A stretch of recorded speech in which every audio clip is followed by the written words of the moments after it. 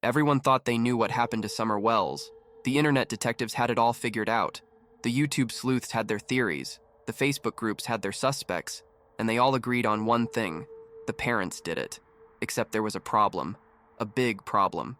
The kind of problem that should make every single person who participated in this online witch hunt stop and think about what they did. The parents passed polygraph tests. Both of them. The father passed. The mother passed. And in June 2025, 4 years after their daughter vanished, the Department of Children's Services case against them was dismissed. Every single allegation of abuse and neglect was ruled unsubstantiated by a judge. According to the state of Tennessee, Don and Candace Wells did not abuse or neglect their children. But by then, the damage was already done. Their 3 sons had been taken away. Their lives had been destroyed. Candace couldn't go to a grocery store without someone screaming baby killer at her.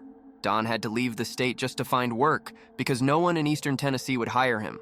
Their home became a target for trespassers making YouTube videos.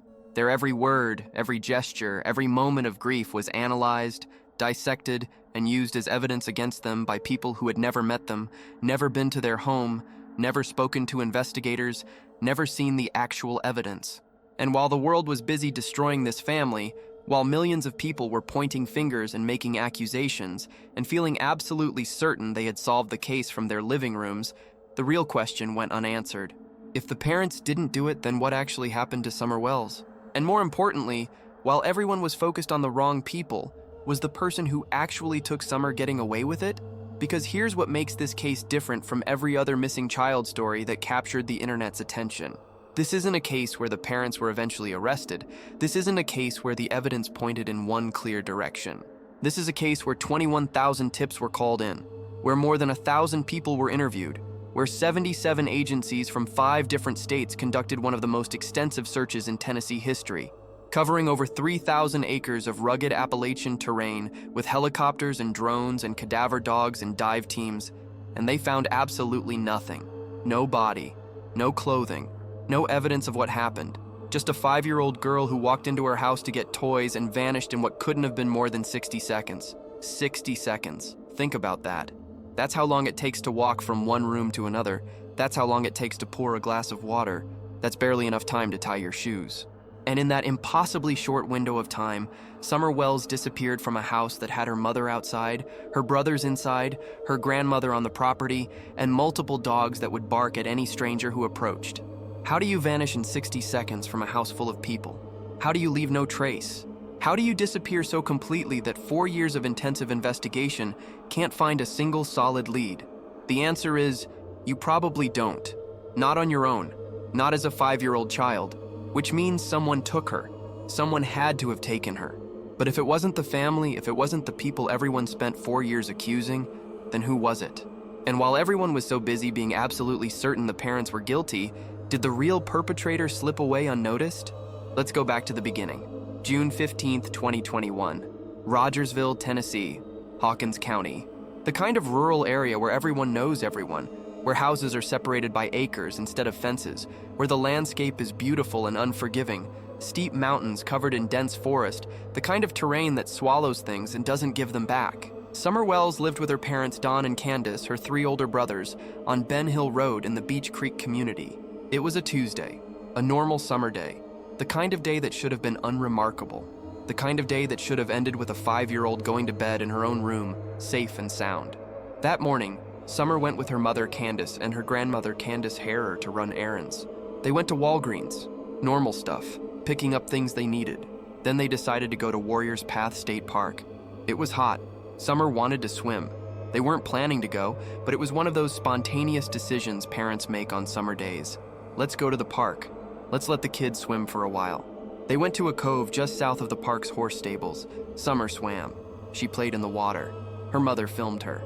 That video, that last video of Summer Wells alive, would later become the subject of intense speculation online. People would analyze every frame.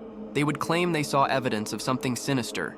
They would create elaborate theories about what happened at the park. Here's what actually happened at the park, according to Candace. Summer swam. She had fun. Nothing unusual occurred. A boy who was there would later tell a different story, claiming Summer went underwater for an extended time, but Candace categorically denied this. She said, That boy lied on everything that happened, because the place I was at, there were no rocks. She didn't slide on no rocks and fall in the water. She wasn't under the water for 20 seconds or more like he said. That was just a bunch of lies he made up. But that didn't matter to the internet detectives. The video looked suspicious to them, so it must be suspicious. Never mind that the mother was right there. Never mind that the grandmother was there. Never mind that they brought Summer home alive and well after the park. The video felt wrong to people watching from thousands of miles away on their phones, so it became evidence. Evidence of what exactly was never clear, but it was definitely suspicious. Everything was suspicious. They came home in the afternoon. Summer was fine, alive, healthy. The older boys were inside the house watching YouTube, doing what kids do on summer days. Candace and her mother decided to plant flowers.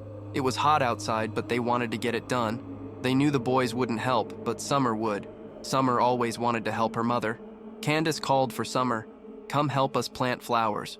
And Summer came. She helped. They planted flowers together in the yard while the afternoon sun beat down on the Tennessee mountains. Then Candace told Summer to go inside and get her toys.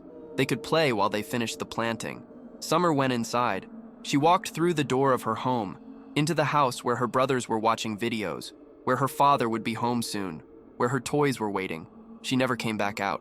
Candace waited. A minute passed, then another. She called for Summer. No answer. She went to look for her.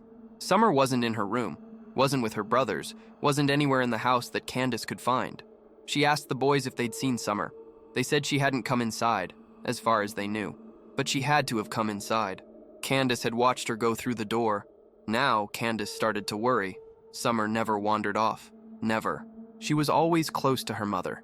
She was afraid of going into the woods because they'd told her about the bears and snakes. She would ask permission before going anywhere. She wouldn't just leave. Candace searched the house again. Nothing. She sent the older boys out to search the property. She got in her mother's truck and drove around the area looking. She went down to the church. She went the other way down the road. She drove as far back into the hollow as the truck could go. No Summer. No sign of her anywhere. That's when Candace knew something was very wrong. That's when she called 911. It was approximately 6:30 p.m., June 15, 2021. Summer Moon Utah Wells, 5 years old, blonde hair, blue eyes, 3 feet tall, 40 pounds, wearing gray pants and a pink shirt, possibly barefoot, was missing. The response was immediate and massive. Hawkins County Sheriff's Office, Tennessee Bureau of Investigation, FBI, Tennessee Highway Patrol, search and rescue teams, volunteers. By that night, dozens of people were searching the rugged terrain around the Wells home. By morning, that number had grown to over 100. The search expanded to cover miles in every direction. They used helicopters equipped with thermal imaging. They used drones. They brought in cadaver dogs. They brought in scent tracking dogs. They had teams on foot, teams on ATVs, teams searching from the air. They covered acres and acres of dense forest, steep hillsides, creek beds, anywhere a small child might have gone or been taken. 12 hours after Summer was reported missing, at roughly 6:30 a.m. on June 16th, the Tennessee Bureau of Investigation issued an Amber Alert. That alert is still active today, more than 4 years later. Summer Wells remains missing. The Amber Alert remains active. The case remains open. In the first week alone, authorities received over 500 tips. That number would eventually grow to over 21,000. Tips came from across the country. People reported sightings. People reported suspicious individuals. People reported vehicles. People reported theories. The TBI worked every single lead. They interviewed over 1,000 people across 19 states. They executed search warrants. They analyzed cell phone data. They reviewed social media accounts. They collected and examined digital evidence. They worked thousands of hours on this case. One tip that seemed promising was about a vehicle. A witness reported seeing a red or maroon Toyota Tacoma truck, model year 1998 to 2000, with a full bed ladder rack and white buckets in the truck bed. The witness said this truck was in the area of Beach Creek Road and Ben Hill Road in the late afternoon or early evening on either June 14th or June 15th. That vehicle was never captured on any surveillance cameras. Despite the TBI releasing this information publicly and asking the driver to come forward, despite hundreds of vehicles being reported as matching the description, the truck was never identified. The driver never came forward. That truck has become one of the enduring mysteries of this case. Did it exist? Was it connected to Summer's disappearance? Or was it just a coincidence? A vehicle that happened to be in the area for perfectly innocent reasons. No one knows. The truck vanished just as completely as Summer did. There was another detail that would later emerge. A neighbor reported hearing a scream, the scream of a child. This was approximately 1 hour before Summer was reported missing. The neighbor would later say, in words that capture the haunting nature of this case, "I wish every day that when I heard that scream, I didn't try to dismiss it." Was it Summer? Was it related to her disappearance? Or was it just a child playing, making noise the way children do on summer evenings? Again, no one knows. But that scream, echoing across the mountains, ignored by the person who heard it, adds another layer of tragedy to this story. By the end of June, after 13 days of intensive searching, authorities scaled back the active search. They had covered thousands of acres. They had found nothing. No sign of Summer. No evidence of what happened to her. The terrain was just too vast, too difficult, too full of places where a small body could be hidden or lost. But the investigation continued, and that's when the real nightmare began for the Wells family. Because while investigators were following leads and analyzing evidence and trying to figure out what actually happened, the internet had already made up its mind. And the internet had decided that Don and Candace Wells killed their daughter. It started slowly. Social media posts questioning the parents' behavior, YouTube videos analyzing their body language, Facebook groups dedicated to solving the case. But it grew. It metastasized. Within weeks, there were dozens of YouTube channels dedicated entirely to accusing the Wells family. Some had tens of thousands of subscribers. Some had hundreds of thousands. They would post multiple videos per week, sometimes multiple videos per day, all focused on proving that Summer's parents were guilty. They analyzed everything: the way Candace spoke, the way Don moved his hands, the timeline of the day. The fact that they hired lawyers, which apparently made them guilty, even though hiring a lawyer when you're being investigated is the most basic, sensible thing any innocent person should do. They found old photos and used them as evidence. They dug into the family's past and weaponized everything they found. Don had a criminal history? Guilty. The family struggled financially? Guilty. They lived in a rural area? Suspicious. Candace seemed nervous in interviews? Guilty. Don seemed too calm? Also guilty. There was no winning. Every single thing the family did was interpreted as evidence of guilt. If they talked to the media, they were attention seekers trying to control the narrative. If they didn't talk to the media, they were hiding something. If they showed emotion, it was performative. If they didn't show enough emotion, they were cold and calculating. The internet had created an impossible standard where literally nothing the Wells family could do would be interpreted as the behavior of innocent, grieving parents. And it got worse, much worse. People started showing up at their property. Content creators who wanted footage for their YouTube channels, people who wanted to confront them, people who just wanted to gawk. The family had to deal with trespassers constantly.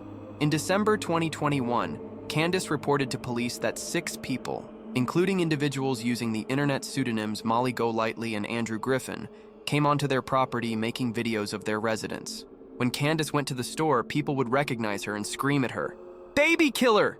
they would yell, in public, in front of other people. This happened multiple times. The harassment got so bad that Don couldn't find work anywhere in eastern Tennessee. Every employer had seen the videos. Everyone had made up their minds. The Wells family was guilty, and guilt by internet consensus meant no job, no peace, no ability to live anything resembling a normal life. In July 2021, just over a month after Summer disappeared, the Department of Children's Services removed the 3 older Wells boys from the home. The reason was not publicly disclosed, because DCS cases are confidential. But of course, the internet knew why. The internet always knows. The parents were guilty, obviously, and DCS was protecting the other children. Don would later explain that DCS told them it wasn't safe at the house, not because of the family, but because of all the people constantly coming and going, all the attention, all the chaos. But that nuance was lost. All anyone heard was, "children removed from home," and that was proof of guilt. The family's life fell apart. The scrutiny intensified. In November 2021, Don and Candace appeared on the Dr. Phil show. Body language experts analyzed their every movement.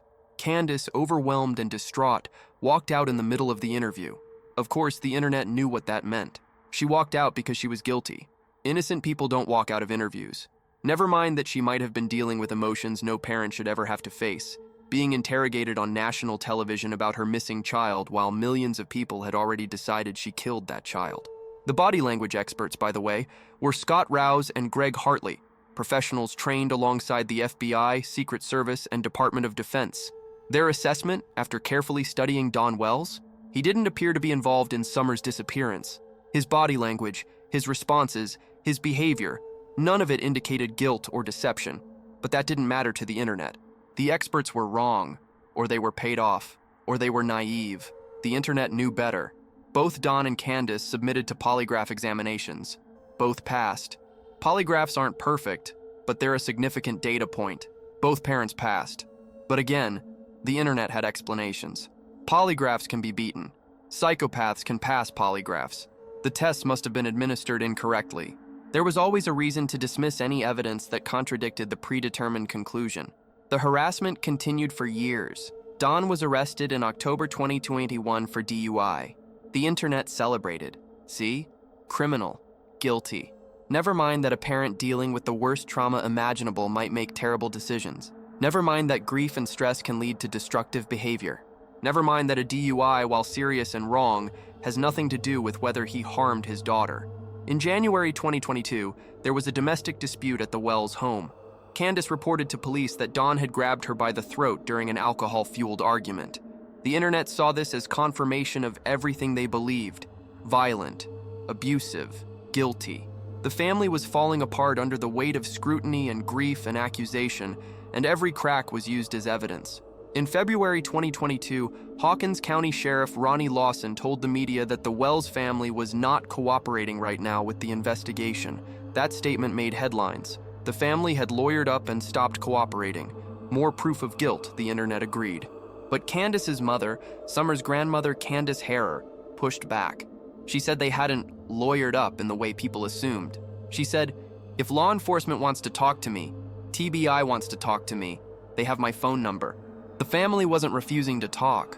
They were communicating through private investigators to protect themselves from the media circus that had destroyed their lives. And through all of this, through 4 years of accusation and harassment and public hatred, the actual investigation continued.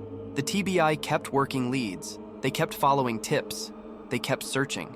In December 2021, a planned search was conducted. No significant developments. In June 2023, on the second anniversary of Summer's disappearance, the TBI released an age-progressed photo showing what Summer might look like at age 7. In August 2025, they released another, showing what she might look like at age 9. In November 2024, more than 4 years after Summer vanished, the TBI confirmed that agents were in Greenville, about 9.5 miles from the Wells home, following up on an investigative lead. The case remains active. The investigation continues. But still, no answers. Still, no arrests. Still, no sign of Summer.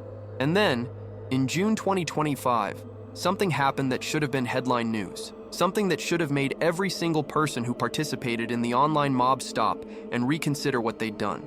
The DCS case against Don and Candace Wells was dismissed. Every allegation of abuse and neglect was ruled unsubstantiated by a judge. According to the official legal determination of the state of Tennessee, these parents did not abuse or neglect their children. Don posted the dismissal documents online with a statement. All opinions of abuse or neglect are dropped and unsubstantiated by judge order. According to Tennessee DCS, we have not abused or neglected our 3 sons. If Summer is found today, she can come home. 4 years. 4 years of being called murderers. 4 years of harassment. 4 years of having their every word analyzed and used against them. 4 years of losing everything. And it turned out the official investigation, the one conducted by trained professionals with access to actual evidence, found no proof of abuse or neglect. But here's the thing that makes this even more disturbing. That dismissal got barely any coverage.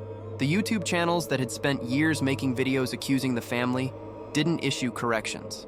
The Facebook groups didn't apologize. The people who screamed "baby killer" at Candace in the grocery store didn't reconsider their actions. Because once the internet has decided someone is guilty, evidence to the contrary doesn't matter. The narrative is set. The villain has been chosen. And facts are just inconvenient details that get in the way of a good story. So let's talk about what we actually know. What the facts of this case actually are, stripped of speculation and assumption and internet theory. We know that Summer Wells was last seen alive around 6:30 p.m. on June 15, 2021. We know she went into her house and never came back out. We know her mother searched for her and called 911 within a reasonable time frame. We know that one of the most extensive searches in Tennessee history was conducted and found nothing. We know that over 21,000 tips were called in and investigated. We know that both parents passed polygraph examinations. We know that body language experts trained by federal agencies assessed the father and found no indication of guilt. We know that the DCS case alleging abuse or neglect was dismissed as unsubstantiated. We also know that a red Toyota Tacoma, matching a very specific description, was reportedly seen in the area and has never been identified. We know that a neighbor heard a child scream approximately 1 hour before Summer was reported missing. We know that Summer disappeared in what couldn't have been more than 60 seconds from a house where other people were present. What we don't know is what happened to Summer Wells. We don't know if she's alive or dead. We don't know if she was taken by a stranger or someone she knew. We don't know if the red truck was involved or if it was just a coincidence. We don't know if the scream was related or if it was something else entirely. But here's what we do know that's perhaps most important. While millions of people were absolutely convinced they had solved this case, while they were spending their time and energy attacking a family that was already suffering the worst possible loss, the actual investigation was ongoing. And that investigation has not resulted in charges against the family. Not after 4 years. Not after thousands of hours of professional investigation. Not after analyzing every piece of evidence and following every lead. So the question isn't really about what happened to Summer Wells anymore. That's still a mystery. That may always be a mystery. The question is about what happened to us. How did we get to a point where people are so confident in their ability to solve complex criminal cases from their phones that they're willing to destroy real human lives based on nothing but speculation? Think about the impact of what happened here. 3 boys lost their sister. That's tragedy enough. But then they were removed from their home and placed in state custody. They spent years separated from their parents, not because there was proof of abuse or neglect, but because the system responded to public pressure and media attention. In 2024, Dawn and Candace were forced to sign over their rights to those boys. Not because they wanted to, they said they had no choice. They were going to bury us if we didn't sign them over. Those boys grew up without their parents. They grew up without their sister. They grew up in a system that tears apart more lives than it saves. And all of it, all of that additional trauma on top of losing Summer, was because people on the internet were so sure they knew what happened. Candace can't go to a store without being harassed. Don can't get a job in his own community. Their home became a tourist attraction for amateur detectives with cameras. Their grief became content. Their trauma became entertainment. And through it all, while everyone was so busy pointing fingers at them, whoever actually took Summer had 4 years to disappear. 4 years to destroy evidence. 4 years to get away with it. If the family didn't do it, and all available evidence suggests they didn't, then someone else did. Someone took a 5-year-old girl from her home in broad daylight and has successfully hidden what happened to her for over 4 years. That person might have been in that red truck that was never found. That person might have been someone who knew the family, knew the property, knew when to strike. That person might still be out there, might still be a threat. And while that person was covering their tracks and getting away with one of the most baffling disappearances in recent American history, what was the public doing? What were the YouTube detectives doing? What were the Facebook groups doing? They were attacking the wrong people. They were so convinced of their own theories that they couldn't see past them. They were so invested in the narrative they'd constructed that contradicting evidence didn't matter. This is the danger of true crime as entertainment. This is what happens when people forget that the stories they're consuming involve real human beings experiencing real trauma. This is what happens when social media gives everyone a platform and makes everyone think their opinion is as valid as actual evidence. The Tennessee Bureau of Investigation had to issue a statement specifically telling people not to submit tips based on YouTube videos or Facebook theories. Think about that. The professionals investigating the case had to ask the public to stop sending them theories based on internet speculation, because it was overwhelming the actual investigation. People were so sure they'd cracked the case from their living rooms that they were actively interfering with the real work of finding Summer. And here's the most tragic part of all of this. Summer Wells is still out there, somewhere.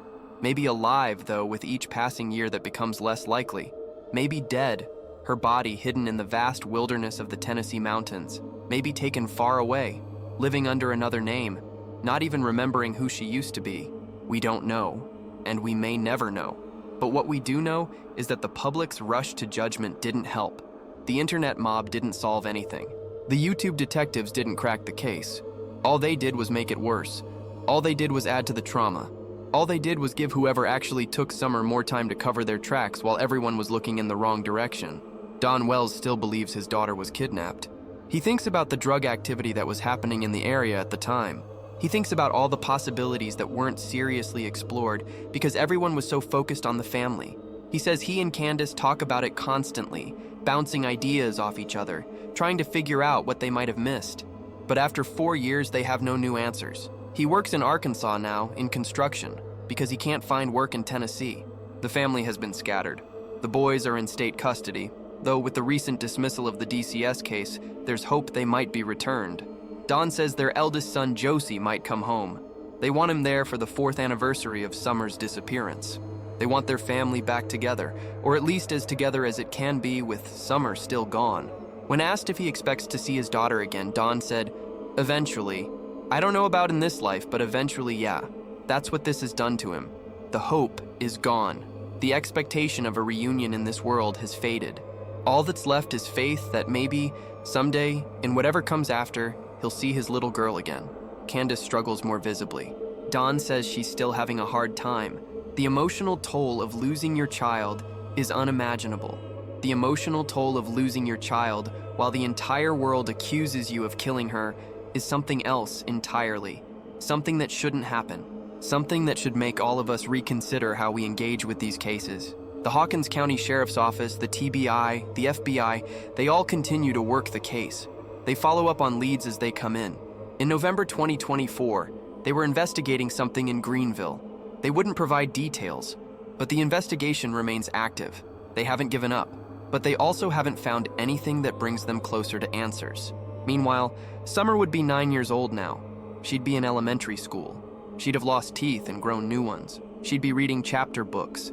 She'd have friends and interests and a personality that's more developed than the glimpses we have of her as a 5-year-old. She'd be a kid with a life and a future. Instead, she's frozen in time, forever 5 years old, forever missing. Forever the subject of speculation and theory, and people who are absolutely certain they know what happened even though they have no actual evidence. The Amber Alert remains active. Summer's information is still out there, still being circulated, still hoping that someone, somewhere will see her and recognize her and call it in. The TBI asks anyone with credible first-hand information to call 1-800-TBI-FIND. Not theories, not speculation, not something you saw in a YouTube video. Actual information. Something you witnessed, something you know, because that's what might actually help. Not more accusations against a family that has passed every official test of their innocence.